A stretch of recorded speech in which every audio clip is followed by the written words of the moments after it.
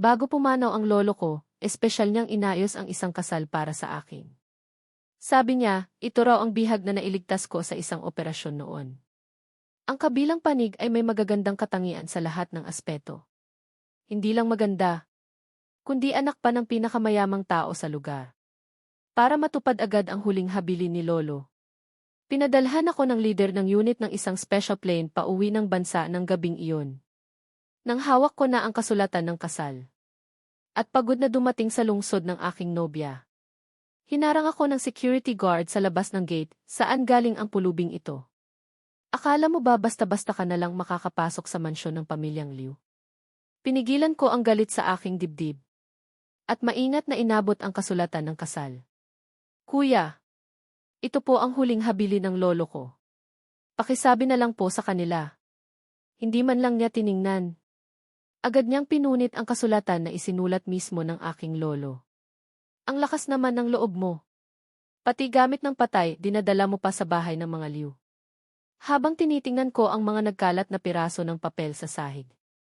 Dahan-dahan kong kinuha ang aking telepono mula sa bulsa. Later. Hindi na matutuloy ang kasal. Pwede bang libing na lang ang idaos ko? Agad na napansin ng lider sa kabilang linya ang kakaiba. Nag-aalalang nagtanong, Zai Cheng. Anong sitwasyon dyan sa iyo? Sinulyapan ko ang security guard sa harap ko. At nagsalita ng walang emosyon, Lolo. Sinira po ang kasulatan ng kasal. Alam na alam ng lider na sa ugali ko. Hindi ito matatapos ng basta-basta. Agad siyang nagpaalala, Zai Cheng. Huminahon ka. Nasa China ka, wala sa battlefield. Kung talagang may mamamatay, kahit ako ay hindi ka kayang protektahan. Nag-aalala ang boses ng lider sa telepono. Ngunit hindi ako natinag. Huwag po kayong mag-alala, leader. Ito ay personal na alitan. Hindi ko idadamay ang unit. Kung kailangan, buhay ko ang ipapalit ko sa buhay niya. Kalokohan. Tandaan mo ito. Kahit kailan. Hinding-hindi kalilimutan ng bansa ang iyong mga nagawa. Tumingin ako sa peace medal sa aking dibdib. Pinipigilan ang mga luha. Later. Sa tingin niyo po, kung hindi ko kayang protektahan ang sarili kong pamilya, paano ko pa poprotektahan ang bansa sa battlefield sa hinaharap? Natahimik ng ilang segundo ang kabilang linya. At pagkatapos ay narinig ko ang isang malakas na kalabog sa mesa. Tangina! Sasabayan kita sa kalokohan mo ngayon. Gawin mo kung anong gusto mong gawin. Kung may mangyari man, ako na ang bahala sa iyo. Nang marinig ko ang mga salitang iyon mula sa leader, hindi ko na napigilan ang mapahikbi. Makakaasa po kayo, leader. Gusto ko lang pong bigyan ng marangal na libing si Lolo. Iyon lang po. Matagal akong kinausap ng leader sa telepono para pakalmahin. At unti-unting humupa ang galit sa aking puso. Kung maganda lang sana ang pag-ugali ng kabilang panig, maaari ko pa silang pagbigyan.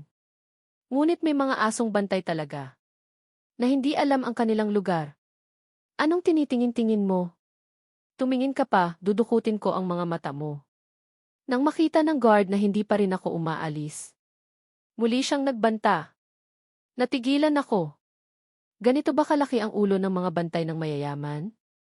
Tinitigan ko siya ng masama. At lumamig ang aking boses. Kuya, pinapayuhan kita. Mas mabuting palabasin mo ang amo mo.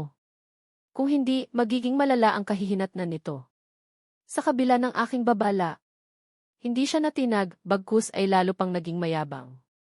Aba, ang yabang mo naman, bata. Imulat mo yung mga mata mo at tingnan mong mabuti. Teritoryo ito ng pamilyang Liu ng Kabisera. Subukan mong galawin ako kung mayabang ka. Habang nagsasalita siya, lalo siyang nagiging emosyonal. At halos tumalsik na ang laway niya sa mukha ko. Ilang taon na akong nasa misyon sa ibang bansa. Bihirang umuwi. Hindi ko na alam kung paano makipag-usap sa mga ganitong klaseng siga. At walang modo. Nang makita ko ang kanyang kayabangan, sumiklab ang galit sa loob ko. Isang simpleng negosyante lang, naghahari-harian na. Nakakatawa. Nang sabihin ko ito, biglang nagkagulo ang mga tao. Diyos ko! Ang tapang naman ng lalaking ito. Kahit ang pamilyang Liu na pinakamayaman, hindi niya nirerespeto. Naghahanap ba siya ng kamatayan? Nasa mansyon siya ng pamilyang Liu. Kahit mga opisyal, kailangan pang magpa-appointment. Sino siya para basta-basta na lang pumasok? Nga. Sa mansyon ng pamilyang Liu. Kahit mga guard, dumaan sa mahigpit na pagsusuri. Sabi nila, doble raw ang sahod nila sa isang ordinaryong empleyado ng gobyerno. Habang lumalakas ang bulungan sa paligid.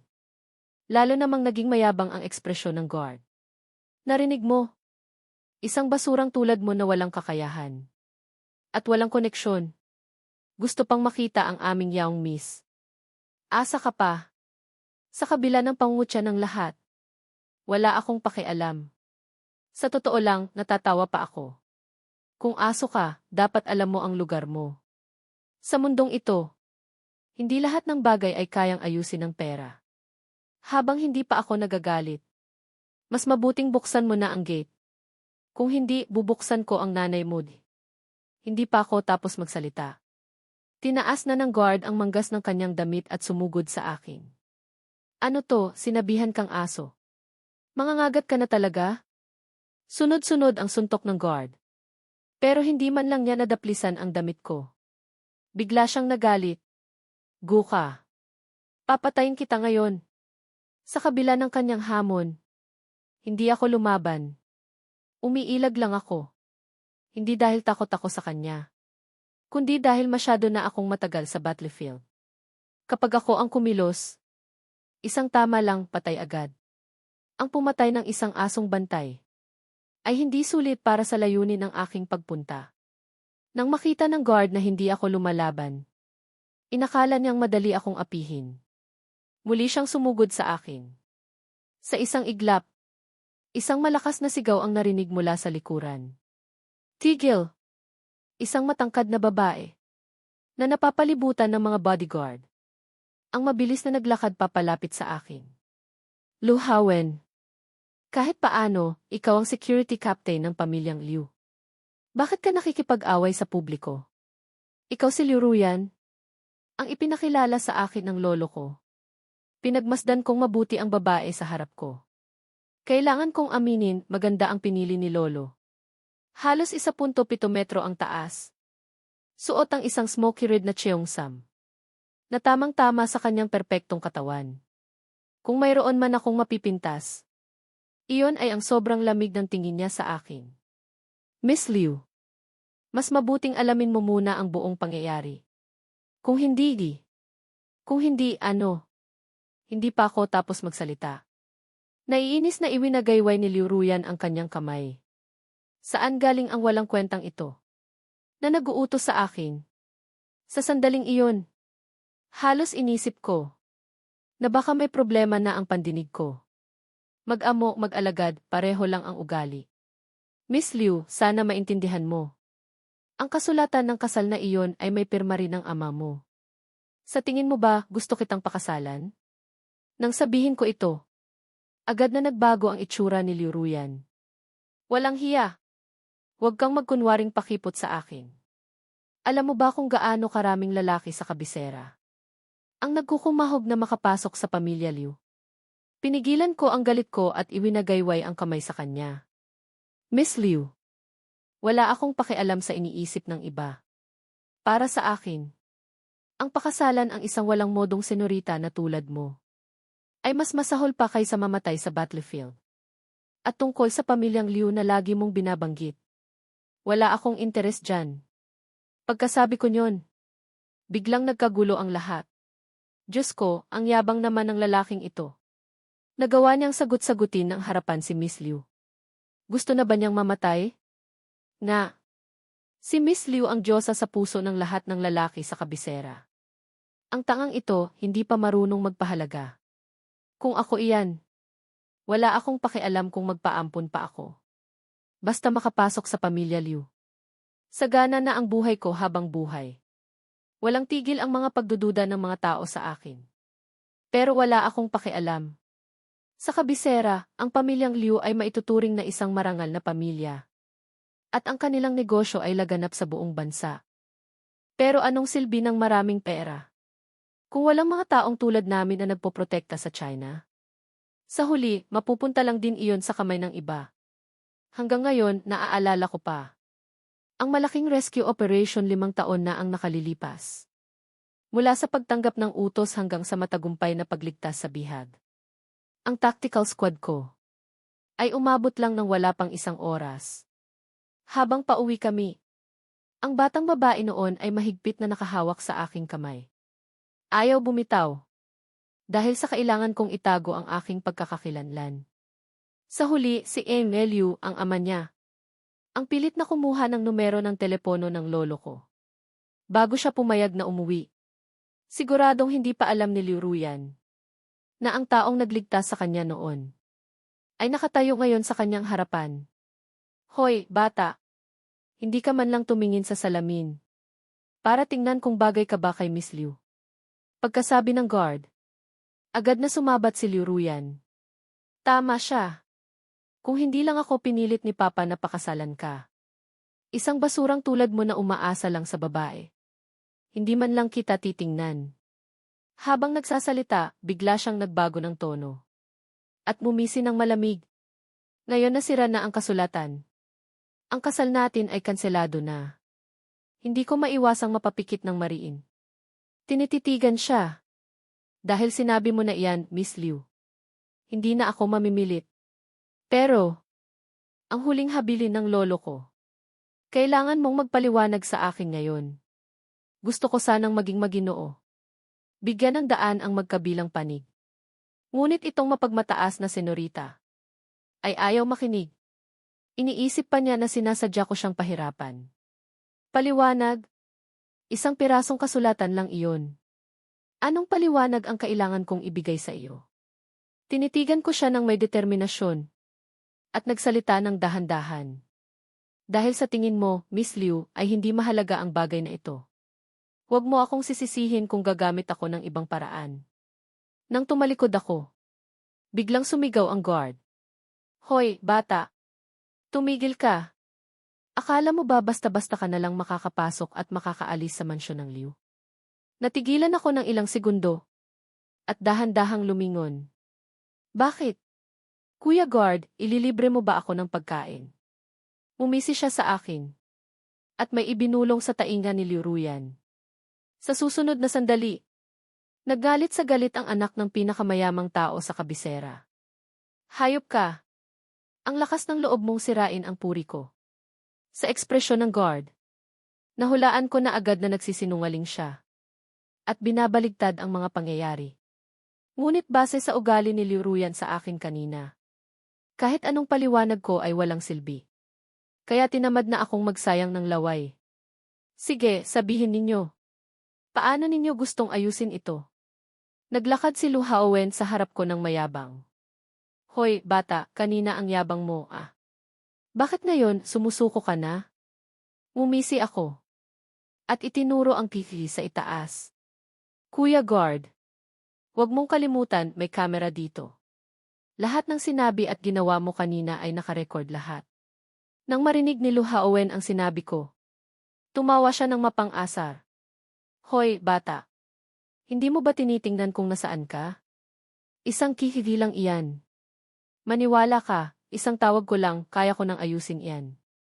Habang nagsasalita, kinuha niya ang kanyang telepono sa harap ko. Hello. Ako si Lu, ang captain ng mga guard sa mansyon ng Liu. Pakibura ang footage ng TV sa gate. Pagkatapos ibaba ang tawag. Kinindatan niya ako.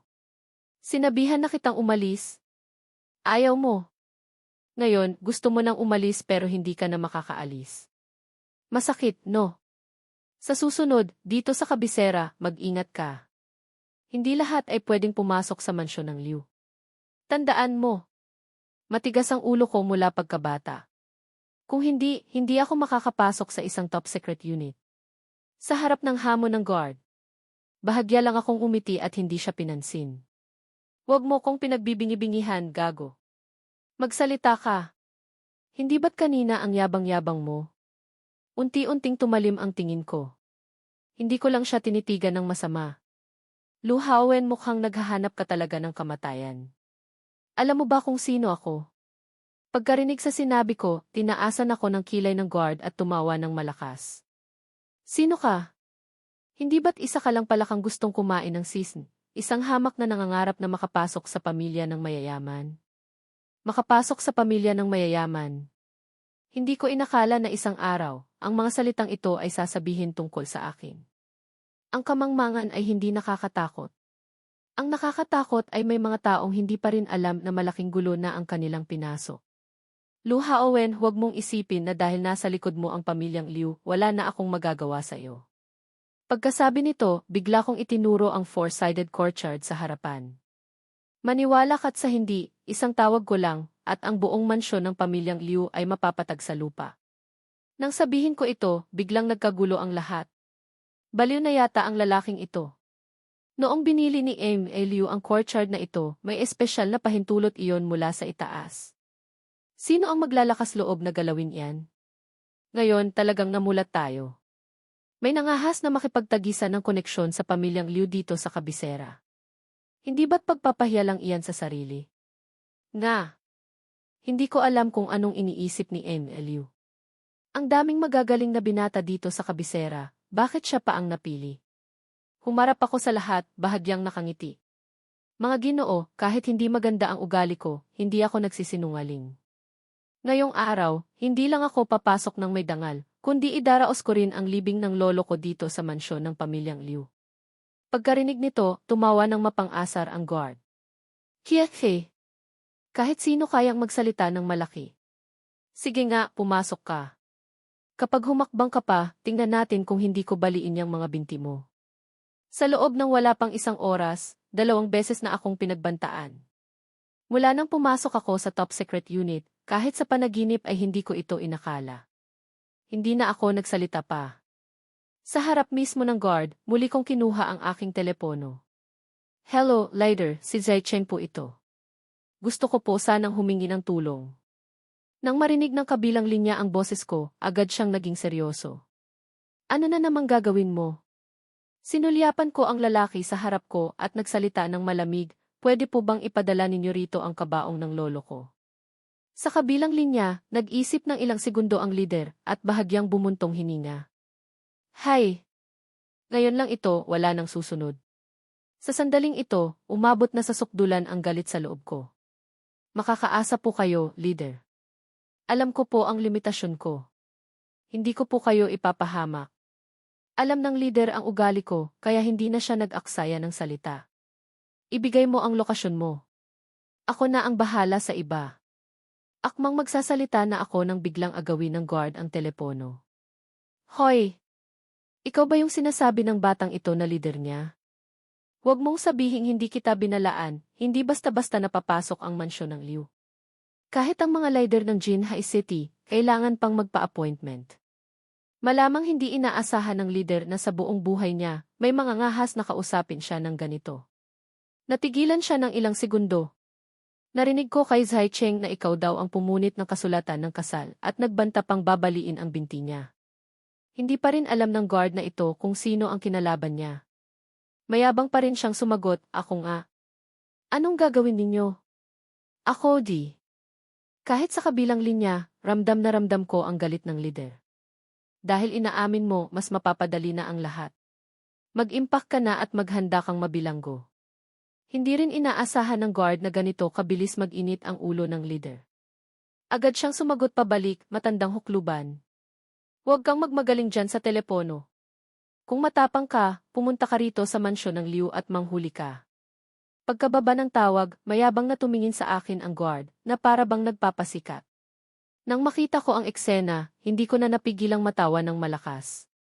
Miss Liu, kailangan kong sabihin na ang asong bantay ninyo ay tunay na matapang. Kahit ang leader ko, kaya niyang murahin. Sa aking mabuting paalala, walang pakialam si Liu Ruyan. Kiekhe. Wala akong pakialam sa kung sino mang leader mo. Nasa kabisera tayo. Tingnan natin ngayon kung sino ang mga ngahas na hulihin ang tao ng pamilyang Liu. Ngumisi ako. Ay, nga pala, may muntik na akong makalimutan sabihin sa iyo.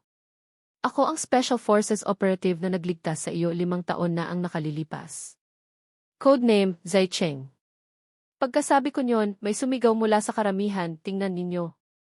Ano iyon? Nang marinig ito, sabay-sabay na tumingin ang lahat sa kabilang kalsada. Mahigit 10 Audi, 6 na may plakang Jing Hongqi ang nag-i-escort sa isang kabaong nagawa sa Redwood at maringal na paparating.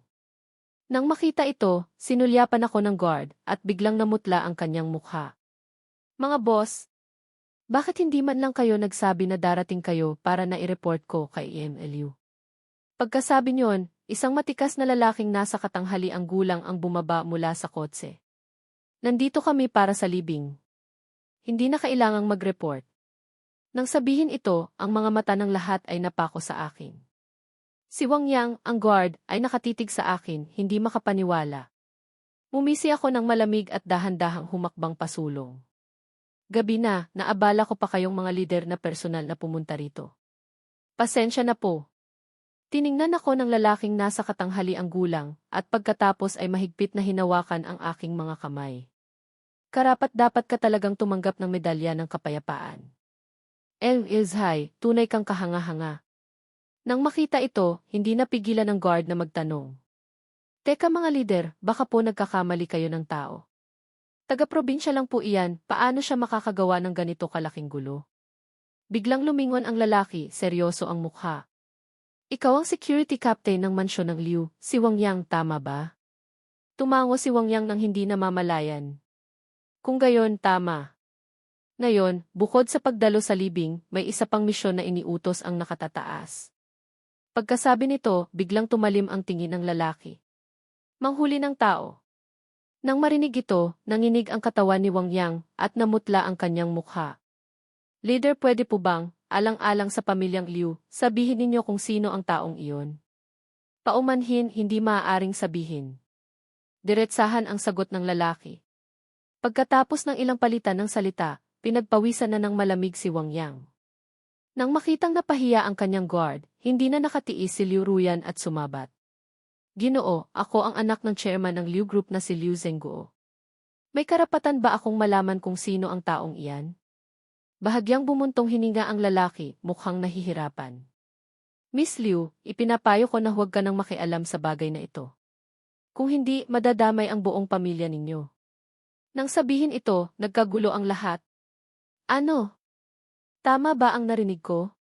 Kahit si Miss Liu, hindi niya pinagbigyan? Isang tawag lang, kaya niyang magpakilos ng mga matataas na opisyal. Kakaunti lang sa bansa ang may ganitong kapangyarihan. Hindi ko akalain na may koneksyon pala talaga ang lalaking ito. Mukhang may magandang panoorin na tayo. Habang lumalakas ang bulungan, lalo pang namutla si Liu Ruyan. Lumapit ako sa kanya ng walang emosyon, at pagkatapos ng isang mapang-asar na ngiti, nagsalita ako. Miss Liu, maaari ko bang itanong, kwalipikado na ba akong pumasok ngayon? Natigilan si Liu Ruyan ng ilang segundo, at nautal na nagsalita, teka sira na ang kasulatan ng kasal.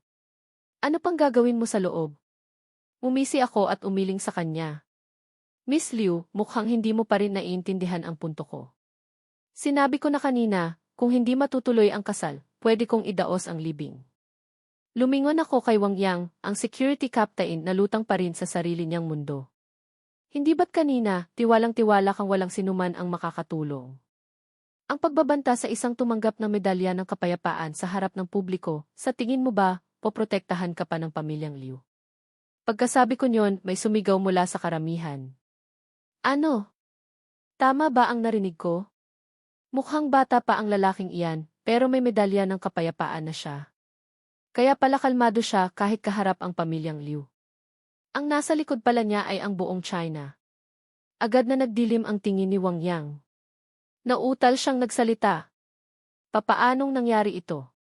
Akala ko, isa lang iyong ordinaryong kasulatan ng kasal. Sinulyapan ko siya. Wang Yang, sigurado akong nagsisisi ka na ngayon, ano?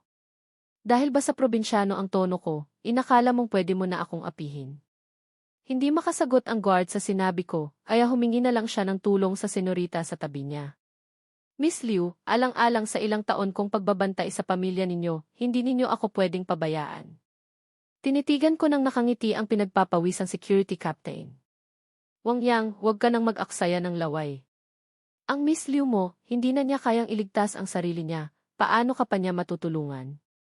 Pagkasabi ko niyon, biglang nagbago ang itsura ni Liu Ruyan. Apelidong Zhai, huwag kang masyadong mayabang. Huwag mong kalimutan, nasa kabisera tayo. Kahit na iniligtas mo ako noon, ano ngayon? Trabaho mo lang naman iyon. Sa tono ni Miss Liu, parang iniisip ninyo na kayang kontrolin ng pamilya Liu ang buong kabisera. Pagkasabi nito, kinuha ko ang telepono mula sa aking bulsa at inabot. Gusto mo, ako na mismo ang tatawag sa ama mo para itanong kung sino ba talaga ang nasusunod sa kabiserang ito. Hindi ko binigyan ng pagkakataon si Liu Ruyan na mag-react. Sa harap ng lahat, tinawagan ko si Liu Zhenguo. Ilang segundo lang itong nag-ring at agad na sumagot ang kabilang linya. Nako, si M.A. Zhai pala. Nakita mo na ba ang anak ko? Kontento ka ba? Tiningnan ko si Liu Ruyan ng may kahulugan at dahan-dahang nagsalita. Liu Zhenguo, isa lang ang gusto kong itanong sa iyo ngayon. Ang pamilya ninyo ba, sa tingin ninyo, masyado nang naging komportable ang buhay ninyo nitong mga nakaraang taon? Bago pa man makareact ang kabilang linya, ginaya ko ang tono ng guard nang bantaan niya ang leader ko kanina. Sa loob ng 10 minuto, bumalik ka sa mansyon ng Liu. Kung hindi ako mag-aatubiling palitan kung sino ang pinakamayaman dito. Natahimik sandali si Liu Zhenguo sa kabilang linya, at pagkatapos ay narinig ko ang tunog ng isang basong nabasag sa sahig. M.A. Zhai, huminahon po muna kayo. Pabalik na po ako. Malinaw na narinig ng lahat ang usapan. Nagkagulo ang buong lugar. Diyos ko, ang tapang talaga ng lalaking ito. Kahit ang chairman ng Liu Group, hindi niya nirerespeto. Tandaan ninyo, lahat ng malalaking tao sa kabisera ay may utang na loob kay M.L.U. Kahit may medalya ng kapayapaan siya, hindi niya dapat banggain ng harapan ang pamilyang Liu. Bilang kinatawa ng pamilya Liu sa sandaling iyon, halos sumabog na sa galit si Liu Ruyan. Apelidong Zhai, wala akong pakialam kung ano ang koneksyon mo, hindi ka palalampasin ang pamilyang Liu. Tinaasan ko siya ng kilay at iwinagayway ang kamay ko ng walang pakialam. Miss Liu, binaligtad mo yata. Ang tanong ngayon ay hindi kung palalampasin ako ng pamilya ninyo, kundi kung kaya ko bang palampasin kayo. Pagkasabi niyon, iwinagayway ko ang kamay ko sa likuran. Ipasok ang kabaong. Walang utos mula sa akin, tingnan natin kung sino ang mga ngahas na gumalaw. Sa isang utos ni Liu Ruyan, biglang lumabas ang mahigit 10 tao mula sa paligid. Ang mga bodyguard na sinanay ng mabuti ay pumalibot sa akin. Tigilan niyo siya. Sa gitna ng tensyon, isang nagmamadaling boses ang narinig mula sa malayo. Sa isang iglap, isang lalaking nasa katanghali ang gulang na may kahanga-hangang tindig ang humihingal at tumakbo sa harap ko. M.A. Zhai, paumanhin po sa pag-aalala. Nang makita ang eksena, agad na naunawaan ng pinakamayamang tao sa Jinhai City kung ano ang nangyayari. Hindi man lang niya binati ang kanyang anak, si Liu Zhenguo ay dumiretso sa harap ko at yumuko ng malalim. Kasalanan ko po na hindi ko naturuan ng maayos ang aking anak. Pakiusap, M.A. Zhai, huminahon po kayo. Mabilis ko siyang itinayo, may bahagyang iti sa aking labi. M.A. Liu, hindi niyo na po kailangang maging ganito sa akin. Kalahating oras pa lang ang nakalipas mula nang kanselahin namin ng anak ninyo ang kasal. Mula ngayon, ikaw ay ikaw at ako ay ako. Tapos na ang ugnayan ko sa pamilya Liu. Bumuka ang bibig ni Liu Zhenguo na para bang may sasabihin pa, ngunit nang makita niyang hindi maganda ang aking itsura, ibinuhos na lang niya ang lahat ng kanyang galit sa kanyang anak. Pak! Isang malakas na sampal ang narinig at agad na lumitaw ang 5 pulang marka ng daliri sa mukha ni Liu Ruyan. Tanga! Alam mo ba kung anong ginawa mo? Halatang natulala si Liu Ruyan sa sampal. Tumingin siya sa kanyang ama nang may pagkalito. Papa, bakit mo ako sinampal? Iniligtas lang naman niya ako. Bigyan na lang natin siya ng maraming pera, hindi ba? Kailangan pa ba talaga akong ipakasal sa kanya? Nang marinig ang sinabi ni Liu Ruyan, hindi ako nagalit. Sa halip, lalo pang lumawak ang ngiti sa aking labi. Isantabi muna natin ang kasal. Nandito lang ako ngayon para humingi ng hustisya para sa lolo ko. Naggalit sa galit si Liu Ruyan, halatang nakalimutan na niya ang sampal ng kanyang ama kanina. Apelidong Zhai, binabalaan kita, huwag kang magkunwari dyan. Isang kasulatan lang iyon, kailangan pa bang palakihin? Isang kasulatan lang ni. Iyon ang tanging alaala na iniwan ng lolo ko sa mundong ito. Si Liu Zhenguo, ang tanging nakakaalam ng katotohanan, ay pinagpawisan ng husto. Liu Ruyan, tumahimik ka. Wala akong pakialam sa dahilan mo, humingi ka agad ng tawad kay MSI. Kung magpapatuloy ka sa pagiging iresponsable, maniwala ka't sa hindi, itatakwil kita bilang anak. Ang mga salita ni Liu Zhenguo ay malakas at malinaw na narinig ng lahat. Ang guard na kanina ay napakayabang ay tulala na. Siguradong hindi niya maintindihan kung bakit ako, sa kabila ng aking kabataan, ay labis na iginagalang ni Liu Zhenguo. Hindi ito paggalang, ito ay respeto. Liu, halata namang minamaliit ng batang ito ang pamilya ninyo. Ginagawa lang ni Miss Liu ang nararapat para protektahan ang dangal ng pamilya. Bakit kailangan ninyong magalit ng ganito? Kahit may koneksyon siya, nasa kabisera pa rin tayo. Ano naman ang magagawa niya? Ang mga usisero, nang marinig ang sinabi ng security captain, ay sunod-sunod na tumango bilang pagsang-ayon. Tanging si Liu Zhenguo lang ang hindi sumang-ayon. Sa paningin ng iba, marahil ay matanda na siya at hindi na maintindihan ang sitwasyon. Ngunit ako lang ang nakakaalam na mayroon siyang iisang layunin, ang makuha ang aking pabor, bilang huling pagsisikap na mailigtas ang pamilyang Liu. Humanap ako ng magandang pwesto para umupo at pansamantalang ipinaubaya ang eksena sa pinakamayamang tao sa kabisera. At hindi nga ako binigo ni Liu Zhenguo. Para makuha ang loob ko, sa harap ng lahat, walang pakundangang itinuro niya ang guard at sinigawan ito. Wang Yang, tama ba? Bilang pinuno ng pamilyang Liu, opisyal kong ipinapaalam sa iyo, tanggal ka na. Ang mga salitang ito ni Liu Zhenguo ay tila ang huling dayami na bumagsak sa puso ni Wang Yang. Habang nasa gitna ng tensyon, ang walang kamalay-malay na si Liu Ruyan ay muling lumabas. Bakit mo tinatanggal ang sarili nating tao? Mali ba ang sinabi niya? Iniligtas ako ng batang ito, pero ibig sabihin ba noon ay kailangan ko na siyang pakasalan? Patuloy na nagpaliwanag si Liu Ruyan sa kanyang ama, ngunit hindi man lang niya binanggit ang tungkol sa pagsira sa aking kasulatan ng kasal. Nang makita ito, ang natitirang katiting na respeto ko sa pamilyang Liu ay tuluyang naglaho. Tama na, Liu Ruyan.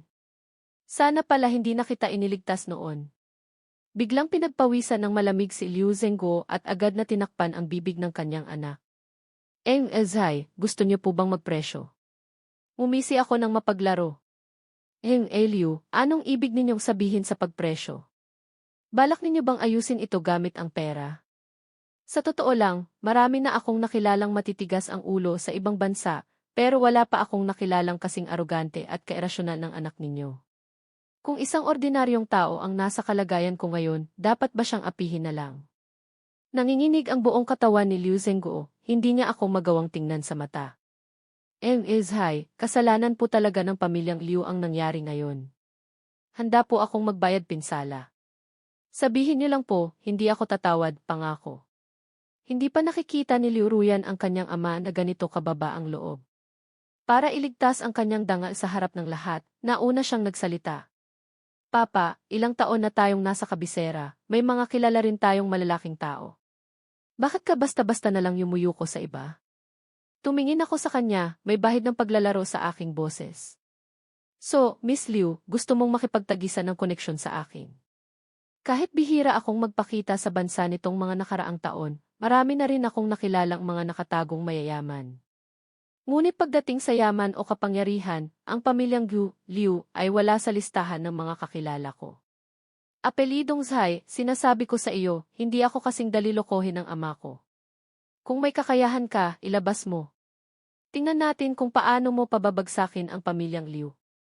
Tumingin ako sa oras at ngumisi ng malamig. Miss Liu, ang tiwala sa sarili ay magandang bagay, ngunit ang bulag na tiwala ay mali na.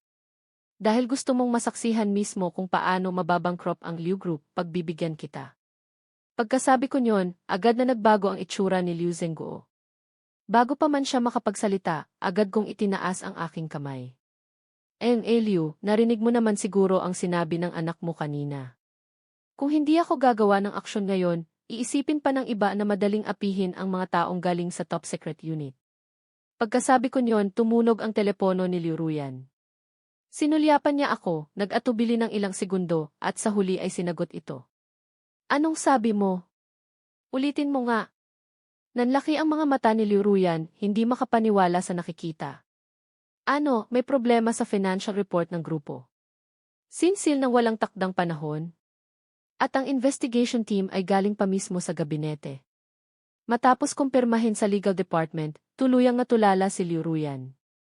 Apelidong Zhai, huwag mong sabihing ikaw ang may gawa ng lahat ng ito. Ang ekspresyon ni Liu Ruyan ngayon ay nagsasabi sa akin na kahit narinig na niya mismo ang balita ng pagkabangkarote ng kumpanya, ayaw pa rin niyang maniwala sa aking kakayahan. Ngunit sa pagkakataong ito, hindi ko na kailangang magsalita. Si Liu Zhengguo, na matagal nang nagpipigil, ay hindi na nakatiis at sumigaw, Liu Ruyan, bakit ba ako nagkaroon ng anak na tanga na tulad mo?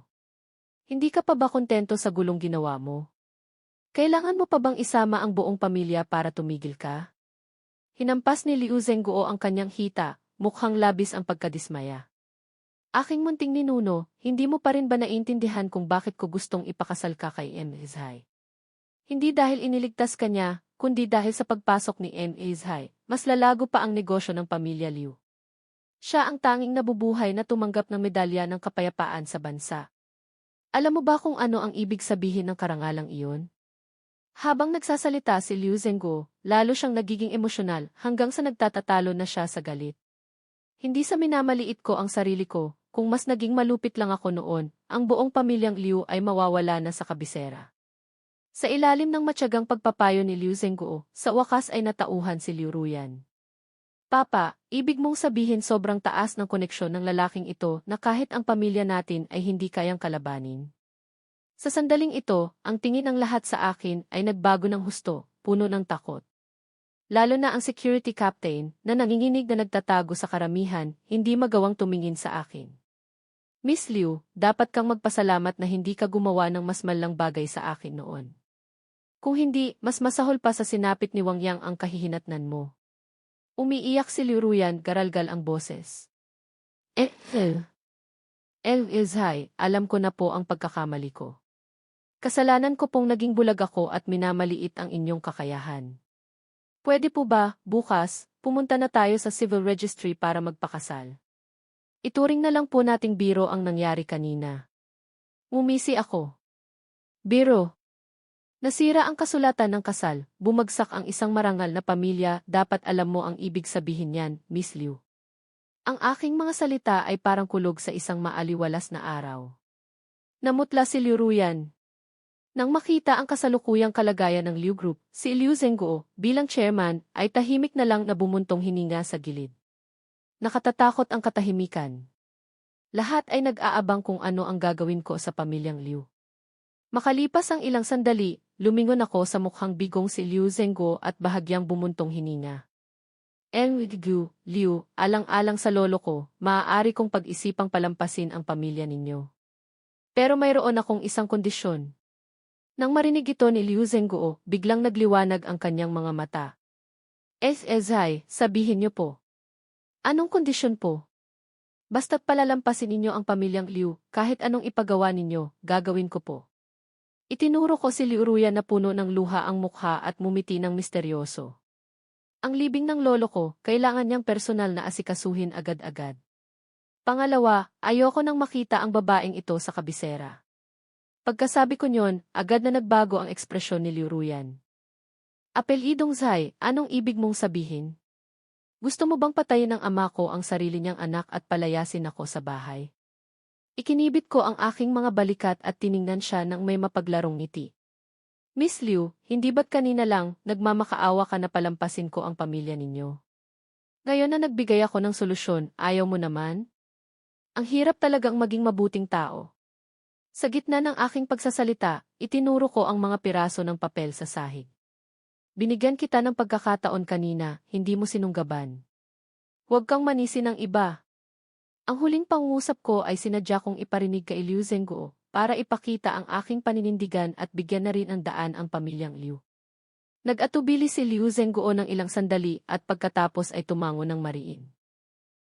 Zhai, gagawin po natin ang sinabi ninyo.